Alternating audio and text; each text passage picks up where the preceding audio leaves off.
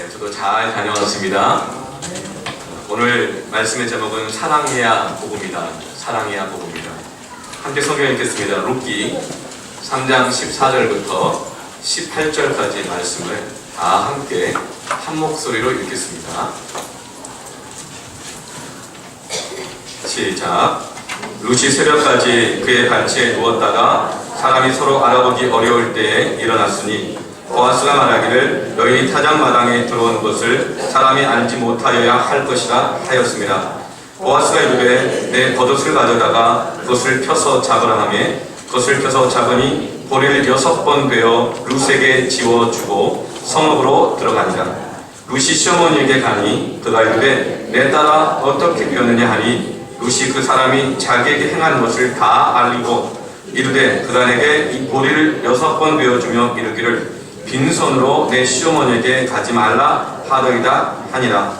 이에 시어머니가 이르되 내 딸아 이 사건이 어떻게 될지 알기까지 앉아있으라. 그 사람이 오늘 이 일을 성취하기 전에는 쉬지 아니하리라 하니라. 아멘. 사랑해야 복음이다. 모든 것이 불안전한 것 투성이 있고 최선을 다한다고 하지만 불완전하고 부족한 것 투성이일 때 하는 일마다 말마다 어린아이 같고 미성숙해 보일지라도 그 가운데 사랑이 있으면 그것이 부분적인 것이 완전해지고 어린아이 같은 것이 장성해지며 온전해진 줄 믿습니다. 복음을 복음되게 하는 것은 사랑이고 교회가 교회가 되게 하는 것은 사랑입니다. 근데 개척 3년이 지나면서 4년에 접어 들어가면 이제 고민이 점점 더 깊어집니다. 고민을 많이 하면 이 불안해질 때가 있어요. 특히 찬바람이 불면 이제 고민이 되고 불안해질 때가 있습니다. 어떤 불안과 고민이냐 하면 이렇게 믿고 의지했던 사람들, 잘하고 있던 사람들이 없어지면 어떡하나. 좀 신기하기도 해요. 매주 주일마다 추석 연휴 기간에 끼어있는 이 주일에도 어디 안 가고 예배 바꿔가 오는 거 보면 참 신기하기도 해요. 날이 좋으면 성도들이 올까 불안해지고 비가 오면 안 올까 또 불안해지고 연휴가 길면 야 성도들 잘 쉬어서 좋겠다 이런 마음이 들어야 되는데 또 놀다가 안 오면 어떡하나 불안해지고 그래요. 그런 마음이 들 때가 있죠. 이렇게 잘 섬기는 교사들, 봉사자들 섬김이 부장, 팀장 내년에 없으면 어떡하나 이런 마음 들고 불안하고 고민이 될 때가 있습니다. 또 혹시 이 목사인 나, 이 교회, 우리 교회는 목사 나 하나밖에 없잖아요. 대체 불가능한 존재 있잖아요. 나한테 무슨 문제 생기면 어떡할까? 이런 고민도 돼요. 내가 아프다거나 아니면 내가 무슨 실수를 해가지고 나한테 무슨 문제가 생기면 어떡하나? 그럼 이 교회는 어떻게 될까? 이런 고민, 불안이 듭니다. 뭔가 부족한 게 보이면 고민이 되고 불안해져요. 사람이 부족해지면 어떡할까? 또 내 부족함이 드러나면 어떡할까? 고민됩니다. 그러면서 우리 교회는 앞으로 어떤 교회가 될까? 어떤 교회가 되어가고 있는가? 또 어떤 사람의 부족함을 보면 왜 저것밖에 못할까? 왜 또 저럴까? 또 내 부족함을 보면 난 이것밖에 안 되나? 불안하고 고민이 깊어집니다. 그러면 나는 정말 목사로서 잘하고 있을까? 우리 교회는 잘하고 있는 건가? 어떤 것이 우리 교회는 지금 꼭 있어야 될 것인가? 부족한 것 투성이인데 어떤 것이 꼭 있어야 될 것인가? 이런 고민을 합니다. 이제 내년이면 우리 임직식을 한다고 했잖아요. 권사와 안수 집사를 세운다고 했어요. 우리 교회는 어떤 직분자가 필요할까? 있어야 할까? 장로라면 어떤 장로가 있어야 할까? 어떤 사람이 권사가 되고 어떤 사람이 안수 집사가 되고 목사는 어떤 목사가 되어야 할까? 다른 거 다 부족하고 없어도 꼭 있어야 할 것이 있다면 그것은 무엇일까? 그러면 저는 그것은 사랑이라고 믿습니다. 사랑하는 사람이 목사가 되어야 하고 사랑하는 사람이 장로가 되어야 하고 사랑하는 사람이 권사, 안수 집사가 되어야 하고 사랑하는 자가 교사가 되고 봉사가가 되고 사랑하는 자가 부장이 되고 팀장이 되고 사랑하는 자가 성도가 되어야 복음이 복음되고 교회가 교회되는 줄 믿습니다. 아무리 노력해도 부족한 것도 성이고 실수할 수밖에 없고 연약하지만 그 모든 부족하고 연약한 것을 온전하게 하는 것은 사랑입니다. 우리가 도대체 무슨 능력으로 이 완전한 복음을 복음되게 하겠습니까? 우리가 무슨 은사로 주님의 이 거룩한 몸된 교회를 더 교회되게 만들겠다고 하겠습니까? 성경은 말씀합니다. 우리가 생각하는 것이 어린아이와 같고 우리의 말이 어린아이와 같고 하는 일이 어린아이와 같으나 모든 것이 부분적인 것이나 그러나 완전한 것, 사랑이 오면 모든 것이 온전해지리라. 사랑이 복음되게 합니다. 사랑이 교회를 되게 하는 것입니다. 은사가 아닙니다. 우리의 지혜가 아닙니다. 우리의 헌신도 아닙니다. 오직 사랑이 복음되게 합니다. 고린도전서 13장 1절부터 3절 말씀이 이렇게 말합니다. 내가 사람의 방언과 천사의 말을 할지라도 사랑이 없으면 소리나는 구리와 울리는 꽹과리가 되고 내가 예언하는 능력이 있어 모든 비밀과 모든 지식을 알고 또 산을 옮길 만한 모든 믿음이 있을지라도 사랑이 없으면 내가 아무것도 아니오. 내게 있는 모든 것으로 구제하고 또 내 몸을 불사르게 내어줄지라도 사랑이 없으면 내게 아무 유익이 없느니라. 그러나 모든 것이 부분적이고 하는 말이 어린아이 같고 하는 행동이 어린아이 같고 하는 생각이 어린아이 같고 온전치 못하고 부족하다 할지라도 사랑이 있으면 모든 것이 온전해지리라. 여러분 사랑합니다. 또 우리가 사랑합시다. 지난 주일 예배를 마치고 오후 1시 10분에 우리 모 집사님 가정의 도움을 받아 인천공항까지 이제 출발을 했어요. 공항에 도착해서 비행기에 연착하는 바람에 몸을 같이 얘기도 나누고 좀 기다리다가 이제 인도네시아의 자카르타행 비행기를 탔습니다. 저녁 한 12시쯤 도착을 했고 공항 위층에 있는 작은 공항 에어텔이라고 있어요. 공항 호텔에서 방 하나씩만 쭉 이렇게 쪽방처럼 쭉 이어져 있는 그런 데가 있어요. 거기에 가서 들어가서 체크인할 때 새벽 1시더라고요. 새벽 1시에 잠을 자고 이제 새벽 4시 반쯤에 눈을 떴어요.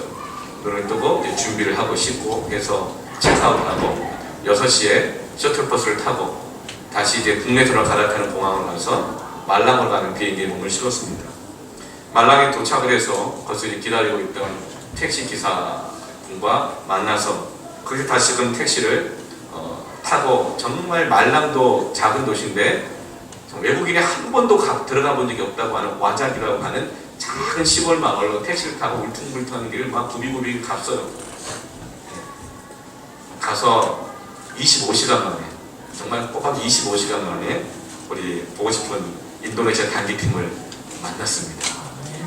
가는데 와작의 시골 마을에 들어가는데 막 플래카드가 걸려있는 거예요. 한국말로 안녕하세요 이렇게 막 그 인도네시아 말로 써있고 막 붙어있어요. 우리 팀이 그 마을 역사상 외국인으로는 처음이래요. 그런 시골 마을에 들어갔어요. 그런데 막 보니까 막 환영받는 느낌. 이제 그 플래카드 보면서 들어가서 우리 이제 단기팀들을 만났는데 얼마나 반갑던지. 그 정말 한복을 입고 태권도복을 입고 막 땀을 흘려가면서 사역을 하고 있는 그분들을 만나는데 얼마나 반가웠는지. 그래서 제가 가는 내내 25시간 동안 계속 생각하는 것이 있었습니다. 왜 나는 지금 이렇게 가고 있나? 사실 저 이번에 안 가려고 했거든요. 작년에 체력적으로 너무 힘들어가지고 사실 이번에 안 가려고 했어요. 왜냐하면 이번에는 준비 기간뿐만 아니라 갔다 와서 양육당에도 내적 지상이 있고 대신방 기간이기도 하고 한번 제가 가게 되면 가기 전에 2주치를 다 준비해놓고 가야 돼요. 또 갔다 와서 또 바로 또 이렇게 사역을 해야 되기 때문에 체력이 너무 힘들어서 작년에 좀 아프는 바람에 내년에는 안 간다 생각을 했었는데 하나님도 그렇게 안 두시고 또 안 가려고 하는 사람은 꼭 가야 하시는 이유가 있더라고요. 그래서 가면서 너무 힘들더라고. 이렇게 힘든데 내가 이렇게 왜 갈까? 왜 가야 할까? 계속 내가 생각하고 묵상하는데 그래서 바로 사랑이었습니다. 첫 번째로는 나는 그리스도의 사랑을 받은 자라는 것 때문에 영원히 죄로 인해 죽었던 나를 하나님이 선택하여 주셔서 사랑해 주시고 나의 구원을 주셨습니다. 지금 당장 죽어도 감옥 가도 변명할 것 없는 죄투성인 나를 우리 하나님 나를 구원해 주셨습니다. 내가 그 사랑을 받은 자이고 이 사랑은 모든 사람에게 절대적으로 필요하다는 것이었죠. 내가 주님께 받은 이 사랑 때문에 나는 가는 것이구나.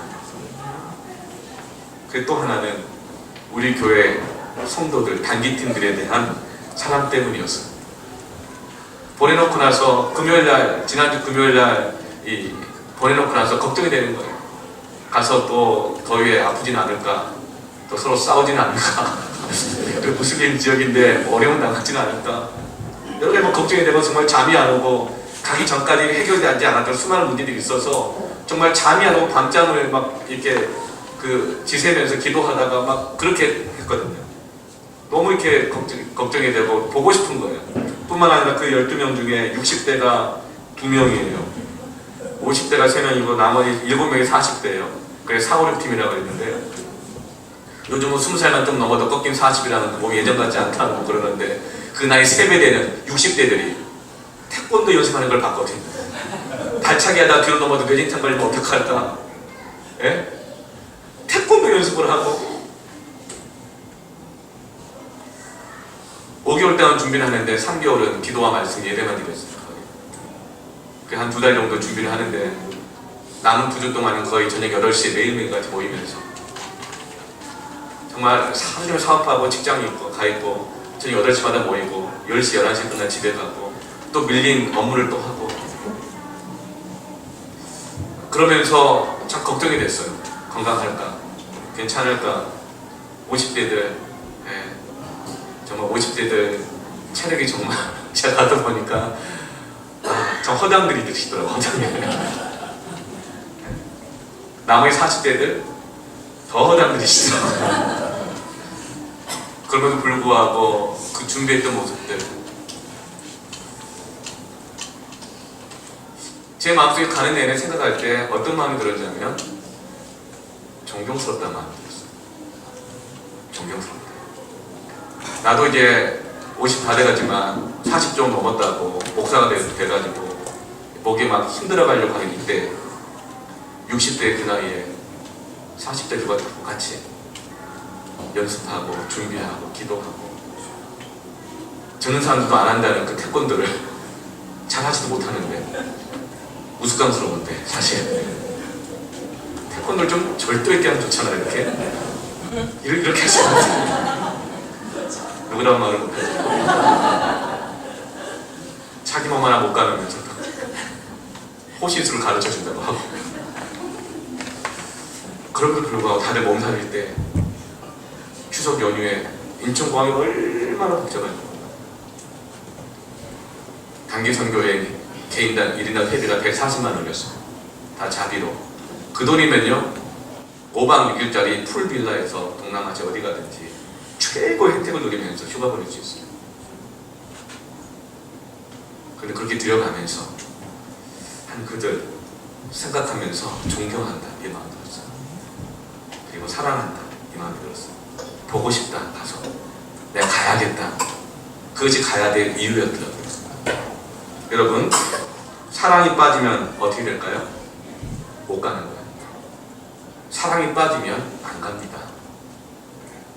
만일 선교에서 천사의 방언이 있고 산을 옮겨낼 만한 믿음이 있고 수많은 예언과 비밀 지식이 있고 은사가 있고 몸을 불사르는 구제가 있고 헌신이 있다 할지라도 선교에서 사랑이 빠지면 교회에서 사랑이 빠지면 헌신에서 사랑이 빠지면 아무것도 아닌 것입니다. 이것저것 다 있어도 사랑이 없으면 아무것도 아닌 것이죠. 여러분 교회가 교회되게 하는 것은 사랑입니다. 복음이 복음되게 하는 것은 사랑입니다. 목사가 목사되게 하는 것도 사랑이고 부모가 부모가 되게 하는 것도 사랑입니다. 사랑이 없으면 아무것도 아닙니다. 룻기 3장 오늘 본문에서는 바로 이 사랑을 보여주고 있습니다. 히브리어로 사랑은 헤세드인데 이 헤세드의 사랑은 이 시대가 말하는 사랑은 움직이는 거야. 그런 사랑이 아닙니다. 이 헤세드의 사랑은 불변하는 사랑. 어떤 사람 앞에 대해서도, 어떤 상황 속에서도 불변하는 사랑. 어떤 환경, 어떤 상황, 어떤 사람을 향해서도 실패하지 않는 사랑. 그 하나님의 사랑이 헤세드입니다. 오늘 하나님께서는 이 보아스를 통해서 이 헤세드의 사랑을 보여주고 있습니다. 그래서 보아스는 오실 예수 그리스도의 사랑을 보여주고 있는 것이죠. 이 사랑이 복음되게 하고, 이 사랑이 교회되게 하고, 이 사랑이 우리에게 있기를 축원합니다. 그 사랑을 두 가지로 말합니다. 첫 번째는 따라하십시다. 덮어주는 사랑. 덮어주는 사랑이 복음이 되게 하고 교회가 되게 합니다. 14절 말씀을 보면 룻이 새벽까지 그의 발치에 누웠다가 사람이 서로 알아보기 어려울 때 일어났으니 보아스가 말하기를 여인이 타작마당에 들어온 것을 사람이 알지 못하여야 할 것이라 하였습니다. 사람이 알지 못하여야 할 것이라 하였습니다. 사람들이 알지 못하게 합니다. 왜요? 룻을 지금 보호하기 위함인 거예요. 룻은 모압 여인입니다. 모압 여인은 이방 여인으로서 사람들이 무시했습니다. 그리고 룻은 거기다 남편이 죽은 과부입니다. 그런데 모압 이방 여인이고 과부가 그 지역에서 가장 존경받고 가장 부유한 한 남자가 잠을 자고 있는데 그 발치에 누워있다면 사람들이 어떻게 생각하겠습니까? 룻이 가지고 있는 모든 조건들은 여자로서는 치명적인 약점이죠.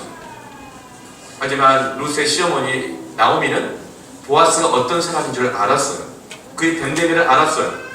그래서 지금까지 주장하지 않았던 성경에 약속된 권리인 고헬제도, 우리 내 남편이나 아들이나 가족이 없으면 가장 가까운 친척이 대신 책임져야 될 때는 고헬제도를 한 번도 얘기하지 못하다가 보아스의 됨됨이를 알고 룻에게 이렇게 얘기합니다. 룻아, 지금은 추수철인데 보아스라면 절대로 그냥 종들을 시커만 놓고 있지 않을 거야. 지금 추수철인데 보아스는 함께 보리밭에 가서 종들과 함께 추수를 하고, 그리고 이 추수한 것을 다른 사람들이 훔쳐가지 못하도록 종들과 함께 그 보리밭에서 같이 함께 잠을 잘 거야. 그렇게 책임 있는 사람이야. 그러니 너는 지금 거기 가서 보아스가 잠을 잘 때 그 발치 끝에서 슬그머니 이불을 덮고 누워있어라. 그래서 5분 뒤에 여조가 갔다는 것이죠. 자다가 일어나서 물 갖고 하면 물 갖다 주고, 이거 시키면 저거 시키게 해주고, 언제든지 모든 것을 다 순종할 자세로 준비하고 있어라. 그리고 이것은 사실 이스라엘 여인들이 프로포즈하는 모습 중에 하나였습니다. 그러면 보아스는 분명히 너를 아내로 맞아들여 줄 것이다. 이것이 성경적인 요구이기는 하지만 룻 자신이 가지고 있는 조건으로 볼 때는 굉장히 위험한 요구인 거예요. 어느 누가 모압 여인이, 이방 여인이, 그것도 과부가 보아스의 한 남자의 잠자리 밑에 가서 누워있으면서 처분대로 할 테니, 시킨 대로 다 할 테니 나를 아내로 맞아주소서, 이렇게 하면 누가 의심하지 않겠는가? 여러분, 약자가 자기 자신의 모든 것을 맡기고 나올 때가 있습니다. 저는 교회가 바로 그런 곳이라고 믿습니다. 교회에 나온다고 하는 것은 근본적으로 내가 약하다는 것을 인정하는 것이고, 근본적으로 내가 죄인이라는 것을 인정하는 것입니다. 그래서 나는 하나님이 필요한 자라는 사실을 인정하고 나오는 것이 바로 교회인 것입니다. 여러분 다 그렇게 나오셨죠? 주님이 말씀하십니다. 병든 자에게라야 의원이 필요 있고 건강한 자에게는 의원이 필요 없느니라. 인자가 온 것은 의인을 부르러 온 것이 아니고 죄인을 부르러 왔노라. 자기가 아픈 것, 병든 것, 부족한 걸 아는 사람만이 주님을 찾게 된다는 것이죠. 교회는 자신의 연약함을 맡기고 드러낼 각오를 하며 나오는 것이죠. 교회 나오고 신앙생활하고 패밀리 모임하고 같이 함께하면 내 연약함이 드러날 수밖에 없다는 것을 알지만, 그러나 하나님의 은혜를 구하며 나오는 것이 교회인 것입니다. 가톨릭 교회에도 그런 제도가 있죠. 고해성사가 있습니다. 죄를 신부가 대신 들어주고 신부가 용서를 선포하는 거예요. 이 고해성사, 이것은 결코 잘못된 것이 아닙니다. 성경적인 것이고 옳은 것입니다. 그러나 잘못된 것은 고해성사를 하고 죄를 용서해줄 때 돈을 받고 한다거나 아니면 이 고해성사를 신부만 할 수 있다고 하는 것이 잘못된 것입니다. 성직자만 할 수 있다고 하는 것이 잘못된 것이죠. 요한복음 20장 23절 말씀에 너희가 누구의 죄든지 사하면 사하여 질 것이요 누구의 죄든지 그대로 두면 그대로 있으리라 하시니라. 그래서 너희가 하는 신부만 말하는 게 아닙니다. 너희가 하는 목사만 말하는 것이 아닙니다. 믿는 모든 사람이 주시는 하나님의 권세가 죄를 용서해 주는 권세가 있는 줄로 믿습니다. 죄를 용서해 주는 의무가 있는 줄로 믿습니다. 너희가 야고보서 5장 15절 16절 말씀에 믿음의 기도는 병든 자를 구원하리니 주께서 그를 일으키시리라. 혹시 죄를 범하였을지라도 사하심을 받으리라. 그러므로 너희 죄를 서로 고백하며 병이 낫기를 위하여 서로 기도하라. 의인의 간구는 역사하는 힘이 큼입니다. 여러분, 교회는 자신의 연약함을 고백하며 나오는 것입니다. 고해성사는 바로 그런 것입니다. 그렇게 약점을 가지고 나올 때 우리는 어떻게 그들을 대해야 할까요? 아니면 내 눈에 어떤 사람의 약점이 보일 때 어떻게 해야 할까요? 그 사람의 약점을 알게 되었을 때, 그 사람의 죄를 알게 되었을 때 어떻게 해야 할까요? 보아스는 룻이 약점을 가지고 나왔을 때 사람에게 알게 하려 해서는 안 된다. 사람들에게 알리지 않는 것입니다. 왜요? 그 약점이 드러나지면, 사람들에게 알려지면 어떻게 될까요? 보아스가 일반 남자라면 룻이 자신의 연약함을 내어 맡기며 나왔을 때 세 가지 행동을 취할 수 있어요. 하나는 그의 약점을 잡아서 이용할 수 있습니다. 너 모함 여인이지? 너 과부잖아. 의뢰 그의 위치와 약점을 이용해 잡아서 이용할 수 있습니다. 심지어는 쾌락거리로 삼을 수도 있습니다. 마음대로 사람을 이용하면 얼마나 재밌겠어요. 조정할 수 있습니다. 그 약점을 통해서. 두 번째로는 그 약점을 들고 나오는 사람에게 무례하게 행동할 수 있습니다. 화를 내는 것이죠. 네 주제에 어디 엉강생기 누구를 넘나? 무시하고 무례하게 할 수 있어. 너 가질 것이 감히 나에게. 여러분, 어떤 사람이든 하나님 형상이기 때문에 감이란 말을 쓸 수 있는 사람은 없습니다. 심지어는 죄인이라 할지라도 감이란 말을 쓸 수 있는 사람은 아무도 없습니다. 하나님이 사랑하시기 때문에, 하나님의 형상이기 때문에. 그래서 사람은 무례하게 행하는 것이 아닙니다. 그럼 우리는 약점을 들고 나오면 무례하게 행할 수 있습니다. 우리는 그 사람의 약점을 알게 되거나 그 사람의 죄를 알게 되면 무례하게 행동할 수 있습니다. 그래서 사람들에게 알리죠. 이 사람이 사실 이런 사람이에요. 그리고 그 사람 동네에서 쫓겨나게 들어갈 수 있겠죠. 사람들의 약점을 알리면, 죄를 알리면 다른 모든 사람이 그 사람을 무례하게 대하도록 만드는 것입니다. 그렇게 대할 수 있습니다. 그러나 보아스는 어떻게 합니까? 14절에 사람이 알지 못하여야 할 것이라 하였습니다. 사람들에게 알려지지 않게 합니다. 덮어줍니다.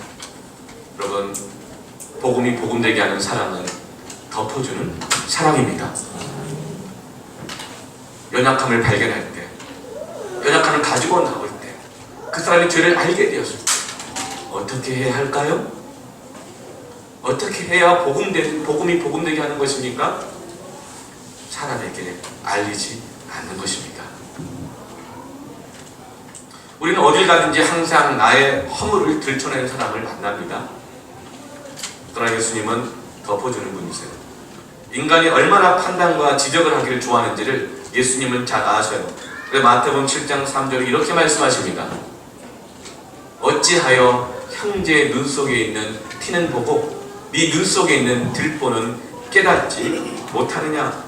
자기 약점은 그렇게 어마어마하게 큰데도 남의 눈 속에 티를 보고 있다는 거예요. 지적하고 있다는 거예요. 판단하고 있고 정죄하고 있다는 것입니다. 왜 그럴까요? 자기에게 있는 들보만한 문제가 있는데 자기가 하는 행동은 하나도 모르고 자기가 말하는 거나 생각이나 자기 하는 일은 하나도 모르고 어떻게 남의 눈에 있는 티를 그렇게 지적질하고 할 수 있을까요? 왜 그럴까요? 모르기 때문에 그래요. 자기 안에는 들보가 있는 것을 몰라서 그러는 거예요. 그렇다면 여러분, 어떻게 하면 그 사람 안에 있는 들보를 보게 하고 알게 할 수 있을까요? 여러분, 완전한 것만이 알게 합니다. 그 사람 알게 하고 깨닫게 하겠다고 내가 누구하고 비교하거나 아니면 나의 경험을 비추어서 보거나 어떤 무슨 원칙이나 기준을 제시해서 그것을 지적하잖아요. 그러면 그 사람이 자기 안에 들보를 알게 될까요? 보는 것과 아는 것은 달라요. 알게 되지 않습니다. 더 혼란스러워져요. 때는 어떨 때는 그 사람이 잘못한 것을 완전 지적해서 꼼짝 달싹하지 못하고 부인할 수 없을 정도로 코를 확 몰아붙여요. 부인할 수 없죠. 그럼 그 앞에 인정해요. 회개도 해요. 근데 돌아가고 나서 억울해하고 그러면 지는 50번 100번 아니야? 털어서 먼지 하나서 어딨어? 더 혼란스러워져요. 어떻게 해야 우리 안에 들보를 알게 됩니까? 완전한 것을 통해서만 알게 됩니다. 그 완전한 건 뭘까요? 하나님의 사랑입니다. 하나님의 말씀입니다. 사람의 말이나 경험이나 난 이렇게 했는데 저렇게 했는데 이것으로는 더 혼란스럽게 하고 더 모르게 하는 것입니다. 하나님의 말씀이 알게 할 것입니다. 하나님의 사랑이 알게 할 것입니다. 그래서 로마서 14장 1절에 이렇게 말합니다. 믿음이 연약한 자를 너희가 봤대. 약점투성인 사람들을 너희가 봤대. 그의 의견을 비판하지 말라. 비판한다고 알게 되는 게 아니라는 거예요. 더 모르게 된다는 거예요. 로마서 15장 1절에 믿음이 강한 우리는 마땅히 믿음이 약한 자의 약점을 담당하고 자기를 기쁘게 하지 아니할 것이라. 우리 내가 속 시원하게 하기 위해서 그냥 그 사람의 약점을 지적하고 비판하고 한다는 것이죠. 그래 그 사람이 언젠가는 인정하고 무릎 꿇고 나오겠지. 그래 내가 속 시원하겠지만 자기를 그렇게 기쁘게 하지 말고 우리 믿음이 약한 자 그 약점을 볼 때 그것을 담당하고. 여러분, 우리 연약한 것을 가지고 나오는 사람 볼 때마다 그 약점을, 그 허물을 덮어주는 사람 하십시다. 그것이 알게 한다는 거예요. 여러분, 그게 알게 한다는 거예요. 내가 언제 나의 죄인됨을 인정하고 알게 됐어요? 하나님의 그 사랑이 나를 용서하시고 덮어줬을 때 그 사랑 때문에 알게 된 거잖아요. 여러분, 믿음이 연약한 자를 덮어줄 때 그 사랑이 그 들보를 알게 할 것입니다. 그 비판하지 말라요. 그러나 우리는 다른 사람의 허물이나 약점을 보면 다른 사람에게 이야기하기를 좋아해요. 왜 그럴까요? 그 사람 이런 사람인데 당신이 그 사람의 약점을 담당해 달라는 거예요. 그러나 여러분, 교회 안에서 믿음이 약한 자, 시시해 보이는 사람, 심지어 없는 거짓말로 내게 상처를 주는 사람, 내게 눈물을 흘리게 하는 사람, 약점을 주렁주렁 달고 다니는 사람 보면 다른 사람에게 담당하지 말고 다른 사람에게 이야기하지 말고 내가 담당해야 될 사람이구나 라고 믿으시길 바랍니다. 그리고 알리지 말고 그 연약함이 드러나지 않고 내가 담당해 주십시오. 덮어주십시오. 그러면 그가 알게 될 것입니다. 우리가 보혈로 예수 그리스도의 십자가의 보혈로 씻어주소서 이런 기도를 합니다. 보혈로 씻어준다는 것은 제사 용어인데요. 이 씻어준다는 이 의미는 덮어준다는 의미와 똑같은 것입니다. 예수님의 보혈로 나의 죄와 허물과 약점을 덮어주소서. 왜요? 원수 마귀에게 정죄당하지 않도록, 약점자 앞에 이용당하지 않도록, 원수 마귀가 조롱하고 무례하게 그 영혼을 대하지 못하도록 보혈로 덮어주소서. 주님은 십자가에서 우리의 죄를, 우리의 약점을 대신 담당하신 것입니다. 그래서 우리가 그 사랑 때문에 복음을 알게 되는 것이죠. 하나님을 알게 되는 것입니다. 보혈로 덮어준다는 것은 보혈로 우리의 연약함을 코팅한다는 것. 죄와 약점을 덮어주는 곳에는 결코 사단이 침투할 수 없습니다.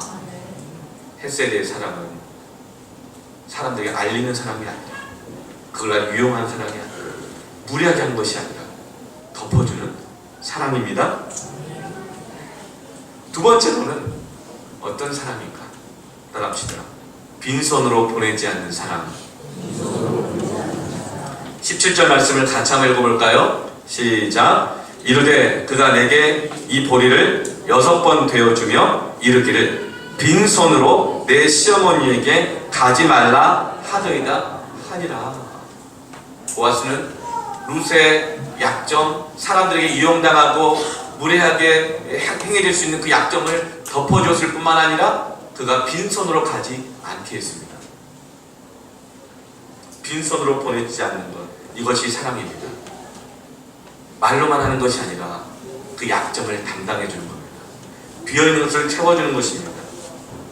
왜 보아스는 이렇게 할까요? 보아스는 룻의 이 마음을 알았어요. 그리고 이것이 성경적인 합당한 요구란 것도 알았어요. 그러나 그것을 바로 들어주기는 어려워요. 내가 아내로 맞아주겠다 하지만 고엘제도 율법에 의하면 나보다 너와 더 가까운 친척이 있다. 그 사람이 우선순위가 있으니 내가 그 사람을 만나서 이 법적인 문제를 해결하고 내가 너를 아내로 맞이하겠다. 이런 책임 있는 자세를 보여줘요. 근데 여러분, 법적인 문제를 해결하는 것은 시간이 많이 걸려요. 하루 이틀 되는 일이 아니에요. 건축허가 받는 것만 해도 몇 달 걸리고요. 어떤 소송 문제 해결하는 건요, 아주 많이 어렵습니다. 개명 한번 하려도요 1년 가까이 시간이 걸려요. 그 기간 동안에 굶어 죽으면 어떻게 해요? 그래서 약속이 이루어지기까지 룻과 그 시어머니가 먹고 살며 견딜 수 있도록 보리를 6번이나 데워서 빈손으로 가지 않도록 채워지는 거예요. 이것이 바로 주는 사랑입니다. 빈손으로 보내지 않는 주님의 사랑입니다. 주님의 약속의 말씀, 은혜를 받고 밖에 나와왔어요. 하루의 말씀을 들으니 배고파 쓰러질 지경이에요. 주님은 그들을 그냥 보내지 않았어요. 이것은 빈들이라 먹을 것이 없기 때문에 제자들이 말합니다. 너희들이 먹을 것을 주라. 없다고 하죠. 오병이어를 통하여서 그들을 다 먹이시는 주님이십니다. 빈손으로 보내지 않는 것이 헤세드, 주님의 사랑입니다. 이것이 교회가 해야 할, 성도가 해야 될 사랑입니다. 15절 말씀 보면 겉옷을 가져다가 겉옷을 피라고 말합니다. 겉옷은 입는 옷이라기보다는 덮는 옷입니다. 이스라엘은 일교차가 아주 심하기 때문에 저녁에는 덮는 이불이 없으면 얼어 죽습니다. 그래서 생존의 마지막 보루가 겉옷이에요. 그런데 주님은 뭐라고까지 말씀하시죠? 누가 네 속옷을 달라고 하든 겉옷 가져주라. 그리고 겉옷은 겉옷마다 이 옷에 술이 달려 있어요. 근데 이 술은 모든 사람의 겉옷마다 이 술이 모양이, 색깔이 다 달라요. 그래서 중요한 거래와 계약을 할 때 인감도장처럼 쓰여진 것이 바로 겉옷이었습니다. 겉옷을 주면서 중요한 계약을 하는 거예요. 근데 이 생존의 마지막 보루인 겉옷을 펼치라고 하는 거예요. 그리고 여기에 보리를 6번 되어서 줍니다. 이 랍비의 전승, 이 탈붐에 의하면 이 6번 보리를 되어주는 이 양이 2에바, 2에바에 해당한다고 해요. 한 에바가 22리터입니다.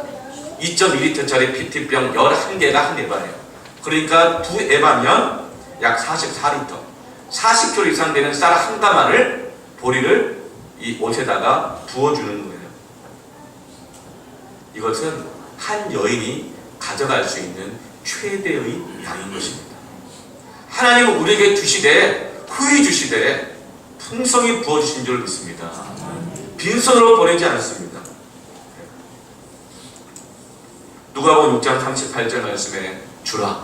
같이 한번 읽어볼까요? 시작. 주라. 그리하면 너에게 줄 것이니 곧 후히 되어 누르고 흔들어 넘치도록 하여 너희에게 안겨주리라. 너희가 헤아림 그 헤아림으로 너희도 헤아림을 너로 받을 것이니라. 주님의 사랑은 어떤 사랑이에요? 주는 사랑이에요. 빈손으로 보내지 않아요. 그런데 인색하게 주지 않아요. 다 맞춰갖고 주는 것도 아니에요. 너무 많이 주면 사치스러워 줄까봐 미리미리 계산해가지고 이 사람은 버릇 나빠져. 그러니까 잘해주면 안 돼. 이 사람은 너무 많이 주면 뭐 타락해. 그래서 막 주는 걸로 조정하는 거예요. 그 사람은 마치 내가 그 사람이 변하지 않도록 내가 지켜주는 사람인 것처럼. 그러나 주님은 그렇게 주라고 안 하잖아. 주라. 후히 주라. 넘치게 주어라. 그래야 너희도 그렇게 받게 될 것이다. 그런데 여러분, 주님이 이렇게 후히 넘치게 주라고 하는 사람은 누구에게 이렇게 주라고 말씀할까요? 누가복음 6장 37절 말씀을 보세요. 바로 그 앞절인데 같이 읽어볼까요? 비판하지 말라. 그래야 너희가 비판을 받지 않을 것이요. 정죄하지 말라. 그래야만 너희가 정죄를 받지 않을 것이요. 용서하라. 그래야만 너희가 용서를 받을 것이요. 어떤 사람이 주라고 말하냐면 비판하는 사람에게, 너를 비판하는 사람에게, 너를 정죄하는 사람에게, 네가 용서할 그 사람에게 오히려 넘치게 주어라. 그럼 그가 하나님의 사랑을 알게 될 것이다. 그러면 그가 자기 안에 있는 들보를 보게 될 것이다. 이것이 복음이 되게 하는 주는 사랑인 것입니다. 우리는 나를 미워하는 사람, 정죄하는 사람, 비판하는 사람 보면 사람한테 주는 것도 아깝잖아요. 아깝죠? 주고 싶지 않아요. 그러니까 내가 안줌을 통해서 내가 너를 사랑하지 않고 미워한다는 것을 알려주고 싶어요. 너한테는 쌀 하나 주는 것도 아까워. 너는 그런 사람이야. 이렇게 말하고 싶어요. 그래서 막 일부러 안 주잖아요. 눈길도 안 주고, 뭣도 안 주고, 선물도 안 주고, 뭐 문자도 안 받았는데 문자도 안 보내주고 이러잖아요. 그런데 그런 사람에게 문자를 보낼 때 넘치게 12 이상으로 보내주고, 그런 사람은 우리도 더 챙겨주고, 밥을 사주고, 선물을 주고, 그런 사람에게 주어라. 이게 주님의 사랑입니다. 그럴 때 부분적이고 어린아이 같은 것들이 완전하게 되는 것입니다. 주는 사람이 복음이 복음되게 합니다.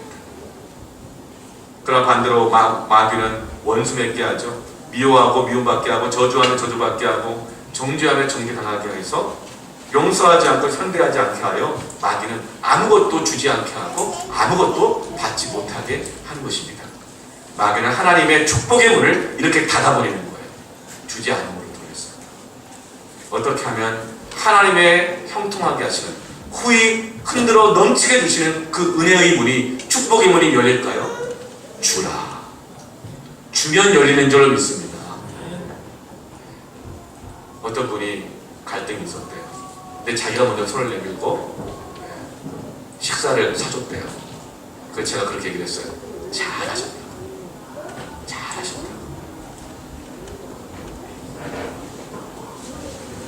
여러분, 선교는 무엇일까요? 선교는 바로 주는 사랑입니다. 교회는 주는 사랑이 있는 곳입니다. 인도네시아 단기팀은 5개월이라는 그 시간을 무슬림들을 위해서 하나님께 드렸습니다. 140만 원이라고 하는 개인 자비 헌금을 선교들을 드렸습니다. 그리고 남들 쉴 수 있는 그 연휴 추석 기간을 무슬림을 향하여서 드렸습니다. 오자마자 또 바로 출근하시더라고요. 어떤 분은. 여러분, 그렇게 주었기 때문에 무슬림의 전도의 문이 열렸습니다. 기적이 일어났습니다. 처음 갔던 JKI 교회, 여기서 케이크 예배를 드렸어요. 여기는 원래 평신도 집사 출신이었던 중국계 한 인도네시아 분이신데, 이분이 예수를 믿고 신학 공부를 하시고 목사가 됐어요. 그리고 교회가 없기 때문에 여관 같은 호텔 같은 작은 호텔 같은 곳을 빌려서 한 15명 정도가 예배를 드리는 그런 작은 교회였습니다. 그런데 거기서 케이크 예배를 했어요. 그 교회에서 우리처럼 똑같이 초대장을 만들고 음식도 준비하고 거기도 공연을 준비하고 우리도 준비해서 같이 연합으로 인도네시아 M 케이크를 했습니다. 무슬림 케이크를 한 거예요. 놀랍게 그 케이크 예배에 90명의 불교 신자들, 유교 신자들, 무슬림들이 초대되어 왔습니다. 교회에 왔다는 거예요. 기적 아닙니까? 근데 그 가운데 그 교회에 정말 충성스럽게 섬기시는 디디라고 하는 한 남자 집사님이 계셨어요. 이분은 오토바이 대리점을 운영하시는 분인데 그 교회에서는 돈이 제일 많은 분이셨어요. 그리고 헌신적인 분이었죠. 근데 이분에게는 신장에 문제가 있었어요. 부동맥이라고 해서 피가 정상적으로 동맥을 흐르지 않는 그런 문제가 있었고, 그리고 심장에 구멍이 뚫려있대요. 그리고 또 하나는 심장이 부정맥으로 시도 때도 없이 막 이 경련을 일으키고 뛰는 이런 세 가지 문제가 복합적으로 있었어요. 그런데 우리 단기팀들과 함께 그날 저녁에 3시간 동안 중보기도를 했어요. 3시간 기도를 얘기했대요. 그 나를 성교사님 이렇게 얘기했대요. 한국 사람들은 한 번 중보기도하면 5시간 합니다. 근데 여러분은 아직 이제 생긴 지 얼마 안 된 교인이 3시간만 합시다. 그리고 3시간 기도했대요. 큰 부담이 들었어, 제 안에. 우리 그러면 수용성 집에 5시간 해야 되는 거 아닙니까? 3시간 기도하는 가운데 손을 놓고 간절히 중보기도팀이 우리 인내팀이 같이 기도했어요. 그러면서 그 다음날 너무나 감사해서 제가 갔는데 그 디디 집사님이 식사를 대접한다고 어디 야외 식당에서 모였어요. 그래서 저녁에 그런 나눔을 하는데 그 고백을 하는 거예요. 제가 그 기도를 받는 동안에 가슴이 윽조이고 부들부들 떨리고 일어나는 고통이 줄어드는 경험을 했다는 거예요. 근데 이렇게 기도 부탁하더라고요. 근데 목사님, 이 인도네시아에서는 이 심장 수술할 곳이 없습니다. 그래서 내일이면 말레이시아 페낭에 가서 비행기 타고 가서 수술 날짜를 잡아놨다는 거예요. 그래서 수술하기로 했다는 거예요. 그 수술 시간까지 얘기 주더라고요. 그래서 기도를 부탁했어요. 그래서 우리가 같이 기도하고 있다고 얘기를 했어요. 그리고 선교를 다 마치고 돌아오는 비행기에서 카톡이 길게 왔어요. 선교지에서. 할렐루야. 디디 집사님이 수술이 필요가 없다고 합니다. 현지 의사가 말합니다. 이유를 알 수 없습니다. 그러나 당신 수술이 더 이상 필요가 없습니다. 심장의 구멍이 어떻게 막혔는지, 부동맥이 어떻게 해결됐는지 알 수가 없어요.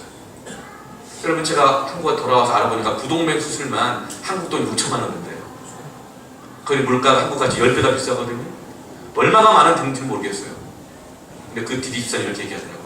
나는 더 이상 수술이 필요 없으니 이 수술비는 하나님께서 우리 JKI 교회를 건축하라는 데 드리는 헌금으로 알고 건축헌금으로 드리겠다고. 그렇게 긴 카톡이 온 거예요. 여러분, 주면 기적이 일어난 적이 있습니다. 주면 복음이 복음되는 것입니다. 주는 사람 없이 복음이 될 수 없습니다. 그러나 오병이어라 할지라도 주면 그것이 형통하게 되고 하나님 후이 넘쳐게 해주시며 교회가 되고 복음이 복음되게 하는 능력이 되는 것입니다. 너무 놀라웠어요. 그리고 블릭다르라고 하는 또 다른 시골 작은 지역입니다. 이것은 인근 전체가 무슬림 지역이어서 참 위험한 곳이에요. 작년에도 갔지만 복음을 있는 그대로 증거할 수가 없는 곳이었어요. 봉사하고 섬기기만 하고 오는 것이었죠. 그런데 이번에는 그 블릭다르 교회 담임 목사님이 작년에 우리 교회 성도들에 의해서 은혜를 받고 도전을 받은 거예요. 어디에 가장 큰 도전을 받았냐면 아주 열악한 지역이거든요. 장단이 너무 열악해요. 먹는 것도 그래요. 씻는 것도 그래요. 그런데 우리 단기팀들이 거기 가서 똑같이 먹고 똑같이 자고 함께 한 걸 볼 때 마음에 감동을 받고 마음이 열린 거예요. 그러면 저기 도대체 어떻게 와서 여기까지 그렇게 할까? 마음이 열리면서 두려웠던 마음이 사라지고 복음을 전해야겠다는 마음이 든 거예요. 다시 연락이 왔어요. 이번에 어떤 위험을 감수한다 하더라도 복음을 전해 주십시오. 아멘. 이 블릭다르 지역의 이 JKIN 이 교회는요, 원래 인도네시아는 헌법상으로 종교 자유가 보장되어 있어요. 그리고 교회가 있을 수는 있어요. 그러나 위험해요. 헌법보다 마을 주민들의 이 주민회의가 원로회의가 더 이 결정권이 있어요. 그래서 성탄들의 성탄 예배를 드리려고 하면 헌법을 의지해서 경찰에게 보호를 요청하고 성탄 예배를 드리는 곳이었어요. 그런데 그 교회 목사님이 우리의 섬김을 보고 마음이 열려서 복음을 전해달라고, 위험을 감수하겠다고 연락이 온 거예요. 그래서 제가 여러분 기도 제목부터 갔죠. 복음을 전한다. 케이크 예배를 드려요. 앞에서 부채춤을 하며 돌아요. 이분은 어지럼증 있는 분이에요. 지금 돌다가 돌아버리는 거 아닌가. 무릎에 물이 찬다 그러는데 저래 어떻게 되겠는가? 그럼 저렇게 막 돌아요. 부채를 흔들고 춤을 춰요. 그리고 정말 어설프기 짝이 없어서 걱정 많이 했던 코믹쇼 같은 게 있어요. 하하만 이런데 될까 했는데 성리 역사하시니까 말 한마디도 안 나오는데 그 어설픈 행동을 보면서 사람들이 박장대소를 서로 하고 깔깔거리고 뒤집어도 마음 확 열린 거예요. 할렐루야. 정말 오병의 기적인 거예요. 60대, 50대, 40대들이 흔들거리며 태권도를 하고 불안불안하게 태권도를 하는데 그걸 보고 멋있다고 박수를 쳐주고 흥부와 놀부 연극을 통해서 사랑은 허다한 것을 선물을 덮어준다. 형제를 사랑하는 것이 하나님의 말씀이고 뜻이다. 이런 말씀을 그들하고 들어가게 하고 그리고 나서 저에게 드디어 이제 복음을 전하는 시간인 거예요. 두렵고 떨리는 마음으로 섰어요. 무슬림들이 가득 차 있어요. 복음을 전하는데 십자가의 복음을 전했습니다. 20분간 전하래요. 그냥 통역이 10분이니까 10분 안에 10분 내용을 십자가 복음 전해요. 10분 동안 십자가의 복음을 전했어요. 통역하면 한 20분 걸렸던 것 같아요. 그래서 콜링을 하고 싶었으나 법적으로 콜링할 수가 없어요. 그래서 콜링을 못했어요. 너무 아쉬운 마음에 복음을 전했어요. 끝났어요. 그날 저녁에 또 카톡 연락이 왔습니다. 그 복음을 전할 때 복음에 반응한 사람이 있었다는 거예요. 그래서 나로이스 선교사님이 복음에 반응하는 세 사람을 개인적으로 만나서 영접 기도를 했다는 겁니다. 할렐루야. 무슬림 세 사람이 주님께 돌아왔어요. 보통 무슬림 지역에서는 선교사님이 15년, 10년, 20년을 내도 한 사람이 돌아올까 말까 한다고 하는데 3명의 무슬림이 주님께로 돌아왔습니다. 여러분 어떻게 복음이 복음되었습니까? 어떻게 기적이 일어났습니까? 어떻게 치유가 일어났습니까? 줄 때 주는 사랑을 할 때 복음의 능력이 나타나는 것입니다.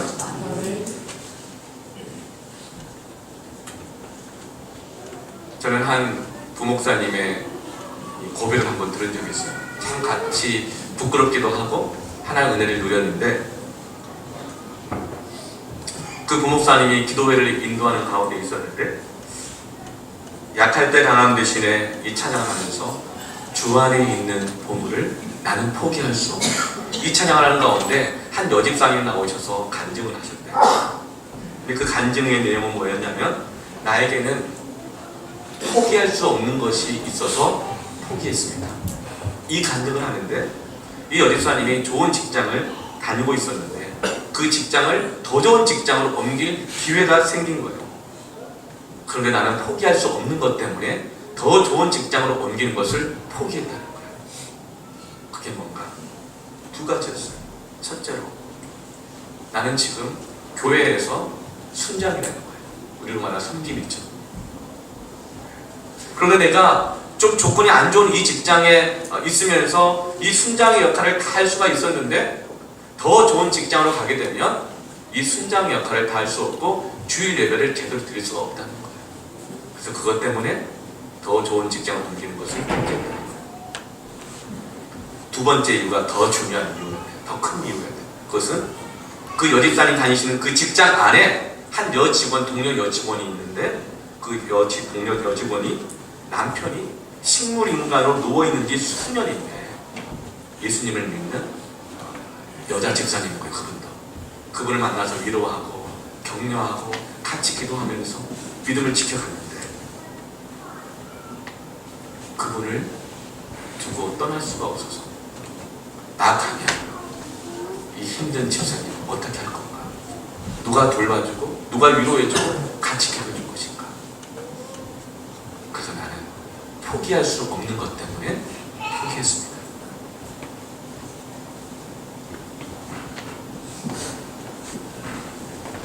그 간증을 듣는 가운데 그 부목사님이 이렇게 고백을 하더라고요. 저는 그 이야기를 듣는 순간 더 이상 교회를 인도할 수 없었어요. 나는 교회를 몇 번 옮길 때마다 깊이 생각하지 않고 더 좋은 교회로, 더 사역지로, 임지로, 사명이라고 쉽게 옮겼는데요. 연약한 지체들을 위해서 직장을 옮길 수 없었다는 그 순장의 이야기를 듣고 내가 목사로서 너무 부끄럽고 초라해져서 울었습니다. 여러분, 어느 때 복음이 복음되고 어느 때 목사가 목사되고 어느 때 성도가 성도되고 교회가 될까요? 사랑할 때입니다. 그 사랑은 덮어주는 사랑입니다. 그 사랑은 빈손으로 보내지 않고 내 것을 주며 담당해주는 사랑입니다. 오직 그 사랑만이 완전하게 할 것입니다. 오직 그 사랑만이 치유할 것입니다. 오직 그 사랑이 온전하게 할 것입니다. 여전히 우리는 하는 말이나 생각이나 일들이 어린아이와 같은 때가 많습니다. 하나씩 부족할 때도 많습니다. 그러나 이 사랑이 우리를 완전하게 하는 것입니다. 그럼 기도할까요?